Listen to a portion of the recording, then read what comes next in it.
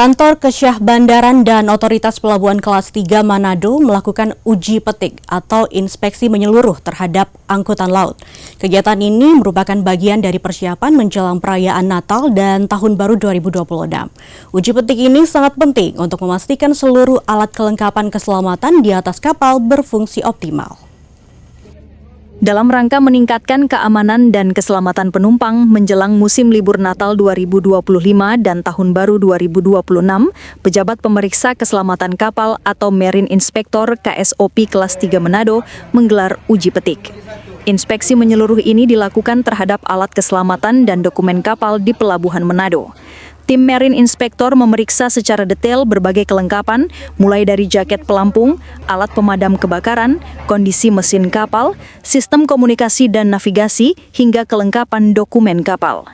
Pejabat pemeriksa Yulita Manempiring menjelaskan bahwa kegiatan ini merupakan tindak lanjut dari instruksi Direktorat Jenderal Perhubungan Laut. Pelaksanaan uji petik ini dijadwalkan berlangsung mulai 1 hingga 30 November 2025. Maksud dan tujuan daripada melaksanakan uji kelayakan kapal dalam rangka Natal dan Tahun Baru 2026 adalah untuk meningkatkan kelancaran, kenyamanan, keselamatan dan keamanan. Kapten kapal KM Glory Mary Jackson Tamara menyambut baik dan menyampaikan apresiasi kepada KSOP Manado atas kegiatan ini. Ia menilai uji petik membantu operator kapal untuk selalu disiplin dalam memenuhi standar keselamatan.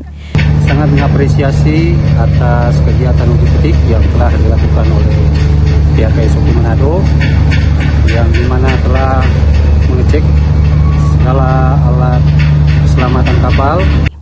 Langkah KSOP Manado ini diharapkan memastikan seluruh kapal penumpang di wilayah Sulawesi Utara benar-benar layak beroperasi. Dengan demikian, perjalanan laut selama musim libur Nataru 2026 diharapkan berjalan aman, tertib, dan bebas dari insiden. Tim Liputan Kawanwa TV melaporkan.